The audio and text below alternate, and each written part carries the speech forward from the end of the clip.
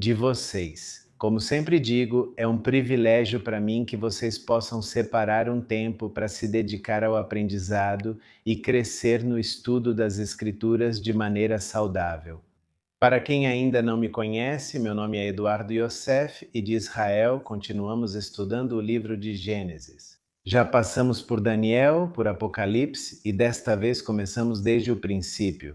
Sei que ainda falta tempo para terminarmos este estudo, mas gostaria de saber qual livro vocês gostariam que aprofundássemos quando terminarmos este. Além disso, quero também lembrar e informar aqueles que não sabem que também temos uma academia chamada The Len Academy. Lá vocês poderão encontrar estudos com temas muito importantes, como, por exemplo, o segredo dos judeus para o gerenciamento das finanças, o Jesus histórico, baseado em saber se ele era o Messias, sem utilizar o Novo Testamento. Enfim, eu os incentivo a irem e se registrarem em telanacademy.com.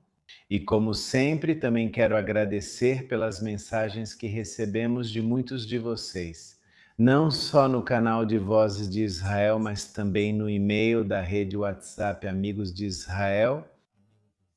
Também os incentivo a continuarem escrevendo, embora talvez nem sempre possamos responder, garanto a todos que lemos todas as mensagens. Eu mesmo paro de vez em quando para ler seus comentários, então não deixem de escrever e compartilhem esse material se puderem. Assim que terminarmos, para que as pessoas possam aprender a estudar e se apaixonar pelo Deus de Israel, aquele que criou os céus e a terra. Hoje vamos estudar o capítulo 21 de Gênesis, um capítulo cheio de promessas cumpridas, de obediência, revelação da soberania de Deus sobre a história do seu povo.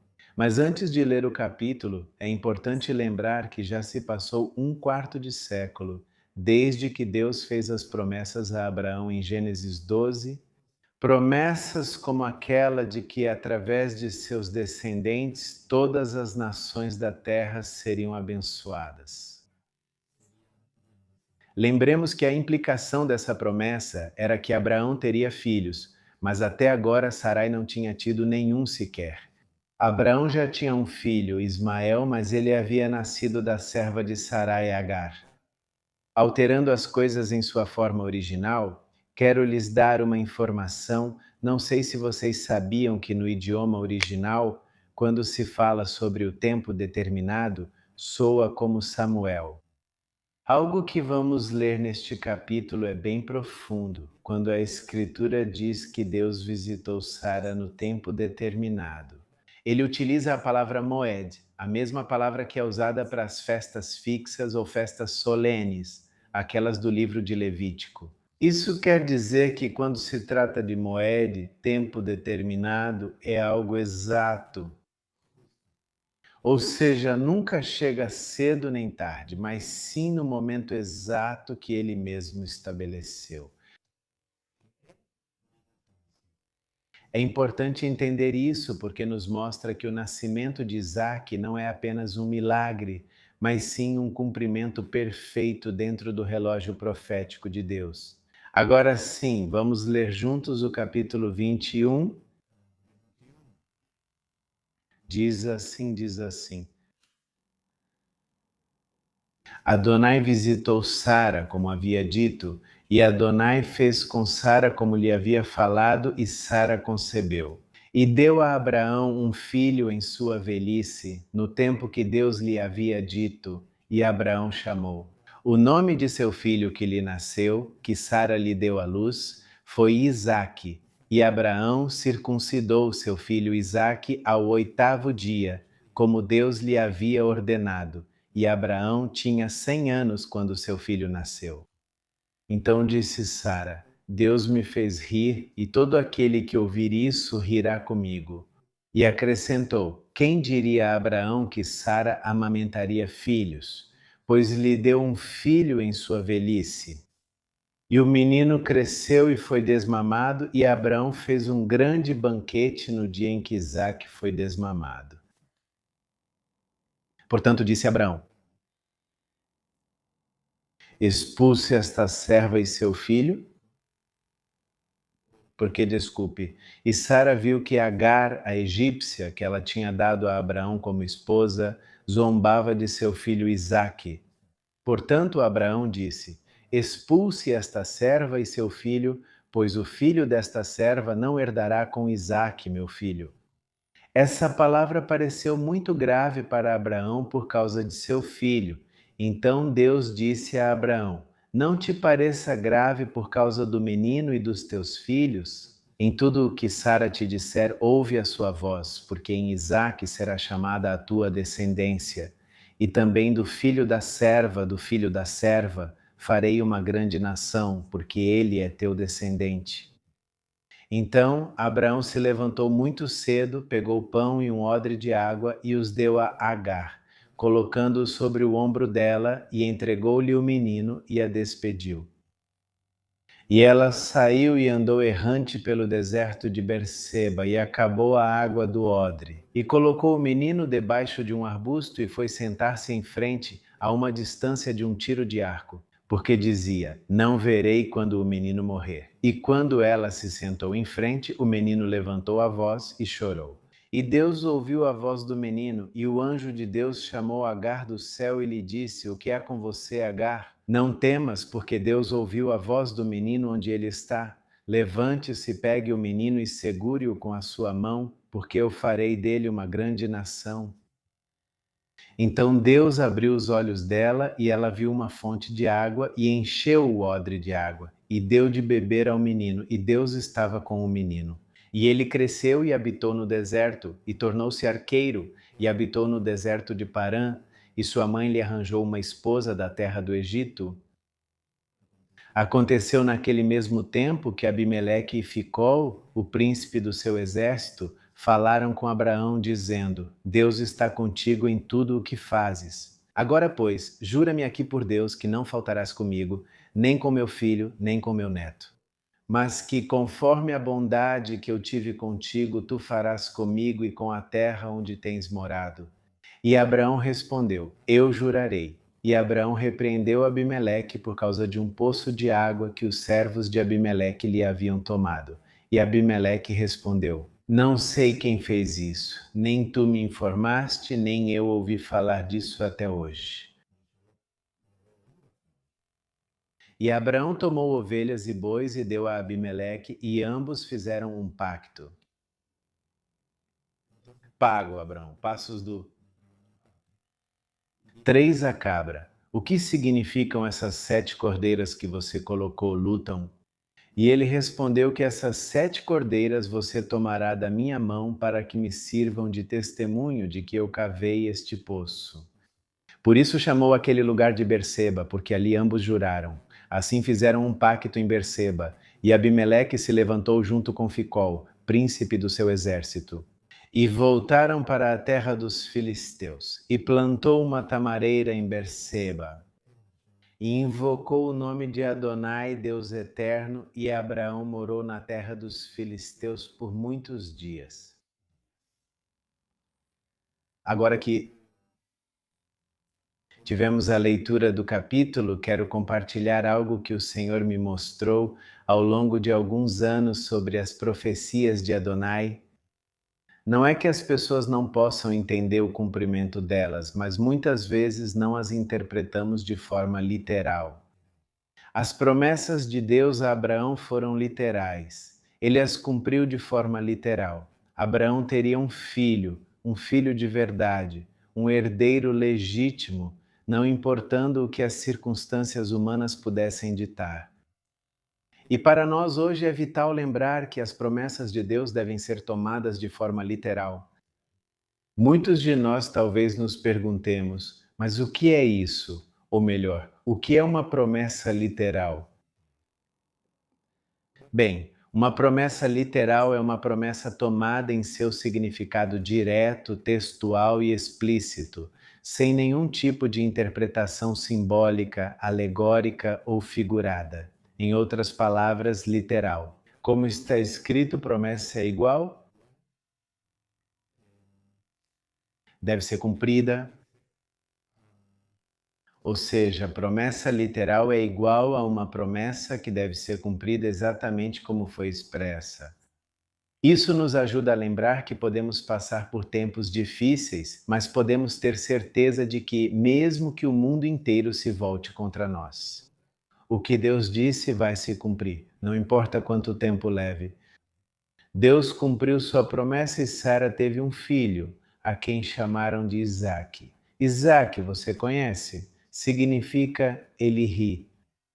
Essa promessa demorou 25 anos para se cumprir. Era para um filho com um destino muito especial. Na verdade, esse menino não era apenas um filho para Abraão, mas também o filho da promessa. Vamos ver em breve os impressionantes, talvez, ou alguns talvez não tão impressionantes, mas há paralelos entre Isaac e Jacó, mas quero deixar alguns dados para vocês. Muitos dos comentaristas da tradição judaica dizem que o nome Isaac significa rirá, mas no tempo futuro representa um princípio espiritual. Por quê? Porque Deus transforma o riso da incredulidade em um riso de redenção. A primeira risada foi a dúvida humana, a última risada é a alegria do cumprimento divino. Em outras palavras, Isaac simboliza quando Deus transforma o absurdo em propósito, quando Deus transforma o impossível em destino. Agora, voltando ao tema do tempo determinado, é interessante ver como nas Escrituras o tempo de Deus é tão importante quanto os detalhes dos próprios eventos. Por isso, vemos o termo tempos determinados por Adonai repetidamente no Antigo Testamento, por exemplo, como neste capítulo, e também veremos muitas vezes mais adiante. Deus tem festas determinadas, tempos exatos, e ninguém pode alterar esses tempos. Agora, não é meu objetivo aqui e agora gerar conflito de interpretação e tampouco contradizer doutrinas, mas, curiosamente, o sétimo dia, o Shabat, estou falando do Shabat, é justamente um tempo estabelecido por Deus desde o momento da criação. Muitos decidiram que esse mandamento não pertence aos crentes, mas sim que é algo para os judeus, o que é um erro. É óbvio que podemos falar muito sobre como entender o que se faz ou como levar esse princípio. E, tristemente, há muita confusão e muito misticismo quanto à importância do descanso do Shabat, mas não vou entrar nesse assunto agora. É só para ressaltar que até podemos debater ou duvidar sobre o tempo ou sobre o apenas. Isso deve ser um lembrete de que é Deus quem declara o que é santo e não nós? O mesmo se aplica para tempos determinados, só precisamos aprender a reconhecê-los, então, no tempo determinado por Deus. Isaac nasceu e, como foi ordenado, Abraão circuncidou Isaac no 8º dia após o seu nascimento. O casal adulto, Abraão e Sara, eles estavam muito felizes. Abraão tinha acabado de completar 100 anos, Sara 90. Sem dúvida, foi um milagre suficiente que Abraão pudesse gerar um filho nessa idade. O que dizer de Sara, que nunca antes tinha conseguido conceber, agora poder ter um filho? Isso, sem dúvida, é um milagre. Nos versículos 6 e 7 podemos ver o quanto eles estavam maravilhados e agradecidos, assim como todos os membros que estavam ao redor deles. Novamente, não quero confundir, mas segundo a tradição, e veja bem, segundo a tradição hebraica, isso não se aplica a todas as correntes do judaísmo. Mas é costume que o cabelo do menino não seja cortado até que ele complete 3 anos de idade. Isso explica o desmame por parte da mãe dele, ou seja, quando Isaac poderia ter chegado aos seus 3 anos de idade, era um evento familiar onde Abraão celebra um grande banquete para anunciar que a promessa, preste atenção, havia amadurecido e continuava firme. Foi para ele um lembrete, justamente um lembrete de que as promessas não apenas nascem, mas também crescem e alcançam maturidade. Agora bem, nem tudo é paz, nem tudo é alegria, Em Gênesis, do versículo 8 ao 14, vemos que surge um conflito que envolve justamente Ismael. Quando Isaque foi desmamado, fizeram essa grande celebração, mas houve uma certa tensão, começava a surgir Ismael, o filho de Abraão e Agar. Aquele já poderia ter entre 15 e 16 anos, e as Escrituras nos dizem que ele zombava constantemente de Isaque, e claro, de Agar. A mãe de Ismael também estava causando conflitos com Sara, já que seu status havia diminuído desde o nascimento de Isaque. Então Sara pediu a Abraão que mandasse Agar e Ismael embora dali. Abraão ficou muito preocupado, mas Deus lhe disse para obedecer. Preste muita atenção nisso. Deus garantiu a ele que Ismael também seria abençoado, mas que Isaque seria o herdeiro da promessa. Esse evento nos mostra, mais uma vez, como Deus escolhe e separa de acordo com sua vontade. De acordo com as leis da época, Abraão tinha o direito de decidir sobre a herança de Ismael, já que ele havia nascido de uma escrava. Mas quando uma escrava era libertada, era o pai quem decidia se seus filhos deveriam ir com ela ou não. Embora Sara não pudesse obrigar Abraão a expulsar Ismael, ele obedeceu e com isso Ismael perdeu sua herança. Agora quero que os homens me escutem muito bem o que vou dizer. Porque aqui é o próprio Deus quem está dizendo a Abraão: ouça a voz de Sara, no versículo 12 diz: Deus é Abraão. Não te pareça grave por causa do menino e da tua serva em tudo o que ela te disser. Sara, ouve a sua voz, porque em Isaque será chamada a tua descendência. Em resumo, aqui estava acontecendo algo espiritual e não algo que possa ser visto como rejeição por parte de Sara. O que quero dizer é que Sara, ela estava vendo o que espiritualmente, me escute muito bem, varão. Abraão não via, ela via que precisava proteger a linhagem da aliança, portanto, o seu discernimento foi mais elevado naquele momento.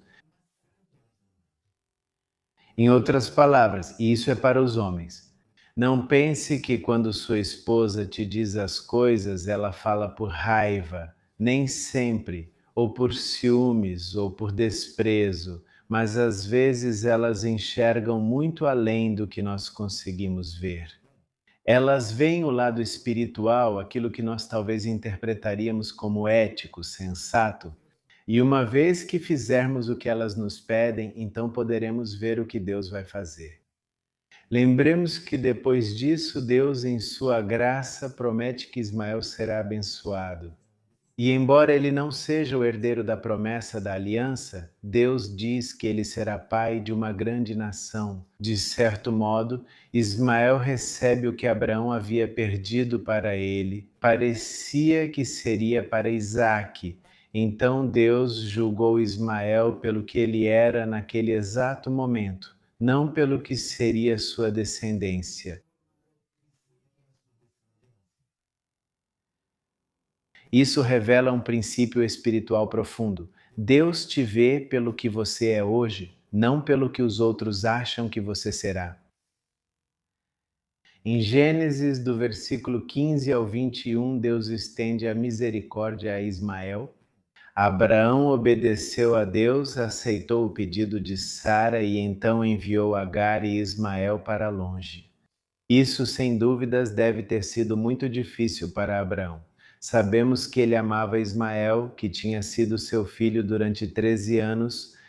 Agora, a história nos diz que eles estavam prestes a morrer de sede. Agar, desesperada, recebe uma chamada de um Malach Elohim, que era Malach Elohim, um mensageiro de Deus.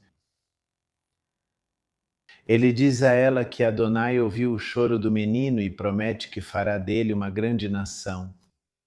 Este é outro momento bem misterioso nas Escrituras. Foi um Malach ou foi o próprio Deus quem falou? A resposta não está muito clara, mas o importante é que Deus mostra sua misericórdia e cumpre sua promessa de abençoar Ismael. Assim, depois desse encontro milagroso, vemos que Ismael e Agar se estabelecem no deserto de Parã, um lugar que para muitos mais tarde seria conhecido como a terra dos beduínos ou dos povos árabes. Inclusive, até hoje existem mais de 300 mil beduínos vivendo por toda aquela região. Este é o princípio dos povos que mais tarde descenderiam de Ismael. Vocês sabem, como eu disse há pouco, existem paralelos entre Isaac e Jesus. Ambos nasceram de promessas milagrosas. O nascimento de Isaac foi um milagre devido à idade de Sara. O nascimento de Jesus, um milagre devido à virgindade de Maria. Ambos nascem no momento exato, determinado por Deus. Isaac é o filho da promessa e Jesus é o cumprimento da promessa do Salvador. Finalmente, este capítulo 21 vai nos levar a um encontro que vai terminar em um pacto. Do versículo 22 até o versículo 33, a história nos lembra que Abraão e Abimeleque. Primeiro quero esclarecer um pouco. Quem era Abimeleque? Lembremos que já nos encontramos com ele em um capítulo anterior, lembram?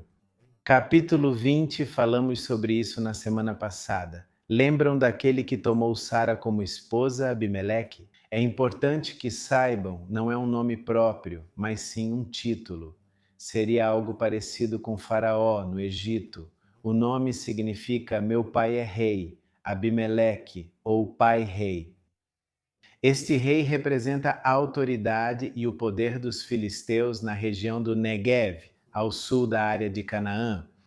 E no capítulo 20, vocês lembram que vimos que Deus o protegeu de pecar com Sara, Abimeleque. E é aí que ele acaba reconhecendo a intervenção divina, no agora, em Gênesis 21, onde nós estamos. Agora vamos ver que a atitude dele muda completamente em relação a Abraão, e ele busca um pacto de paz. No versículo 22, Abimeleque diz: Deus está com você em tudo o que faz. Sem dúvida, é de se reconhecer que um rei pagão, como era Abimeleque, tenha percebido a bênção de Deus sobre Abraão. Este versículo também nos mostra como Deus age. Por exemplo, que até mesmo aqueles que não o conhecem vejam seu poder e sua mão protetora através de alguém que o conhece, sem precisar sentar para explicar quem era o Deus de quem falavam. Abimeleque propõe um pacto de não agressão. Isso não era um favor político, mas sim um reconhecimento da autoridade de Abraão e da proteção divina que o acompanhava. Abraão aceita, demonstrando seu caráter de homem de paz e a sabedoria que havia nele. Infelizmente, depois surge um pequeno conflito. Não por causa disso, mas porque os servos de Abimeleque haviam tomado um poço que Abraão havia cavado. Devemos saber que naquela época, cavar um poço não significava apenas acesso à água, mas também propriedade e sustento. Abimeleque garante que não sabia e tudo se resolve pacificamente. Ele também diz: Você não me contou então? Abraão entrega 7 cordeiras a Abimeleque como prova do pacto. No hebraico, o número 7 está ligado à palavra jurar. Por isso, a cidade de Berseba, até hoje, pode significar poço do juramento ou poço dos 7. Este ato simboliza legalidade, testemunho, paz. A Bíblia nos diz que Abraão planta um tamarisco. É importante que vocês saibam disso. Para a tradição judaica, isso tem um significado de hospitalidade, provisão e presença duradoura. Na verdade, se vocês visitarem a cidade hoje, poderão visitar aquele famoso poço e ao lado dele poderão ver uma antiga tamareira. Em hebraico é conhecido pelo seu acrônimo como Eshel, que significa comida, bebida e hospedagem. Então é assim que Abraão, nessa região, cria um lugar onde viajantes possam receber justamente comida, bebida e descanso. Eu sempre digo que Abraão foi quem teve a visão de criar o que nós hoje conhecemos como os complexos hoteleiros. Devemos lembrar que ele era um grande homem de negócios? Em resumo e em síntese, uma vez estabelecido ali, ele invoca o nome de Todá Adonai Elolam, o que quer dizer Deus Eterno. Ele começa a proclamar a soberania de Deus diante do mundo que acreditava em deuses estranhos. Quero deixar aqui alguns pontos para resumir tudo o que vimos hoje. Eu sei que talvez o tempo tenha passado rápido, mas olhem, me escutem bem o que eu vou dizer nesses próximos minutos. O cumprimento literal das promessas de Deus. Como vimos neste capítulo, as promessas de Deus são literais e se cumprem no seu tempo. Mesmo quando as circunstâncias humanas parecem impossíveis, devemos aprender a confiar que se Deus,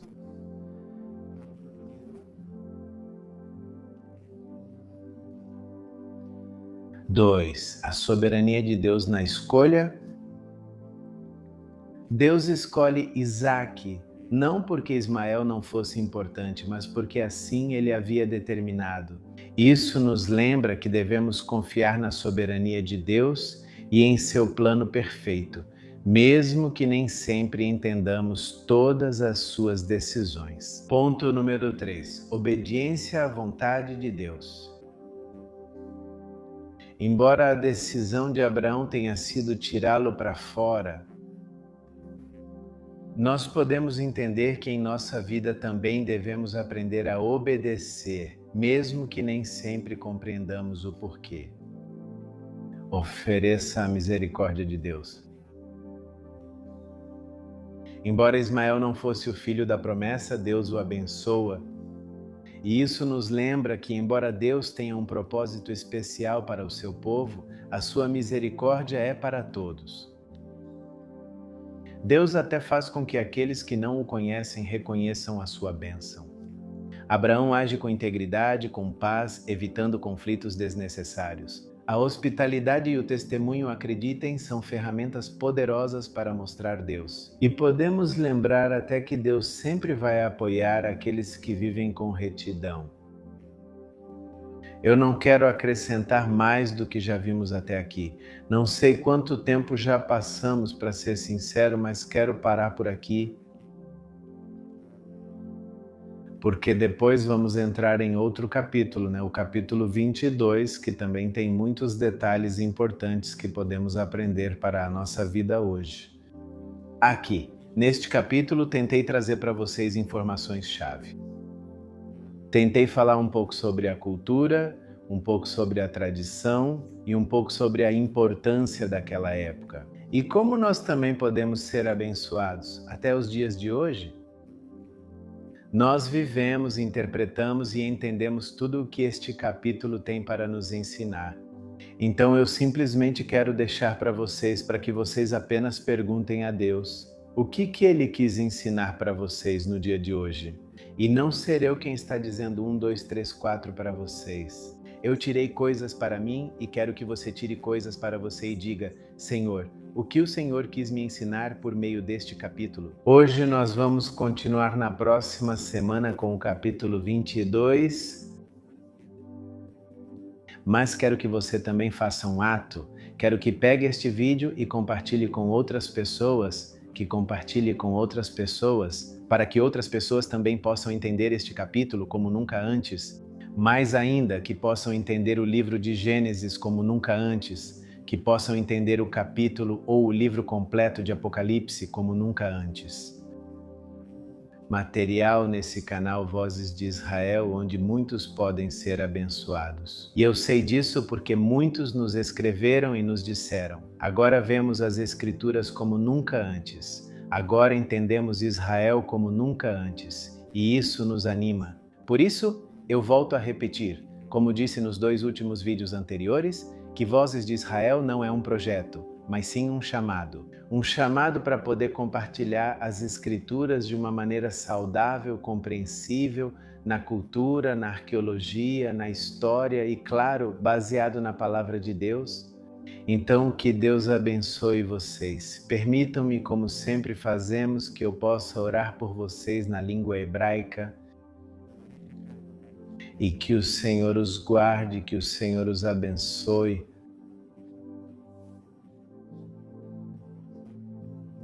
Que o Senhor faça resplandecer o seu rosto sobre vocês, que tenha misericórdia de vocês e que coloque em vocês a paz. Deus abençoe vocês, fiquem bem, tenham uma excelente continuação de fim de semana por aí e um bom começo de semana. Deus abençoe vocês, obrigado por terem estado aqui mais uma vez hoje. Shalom, bênçãos.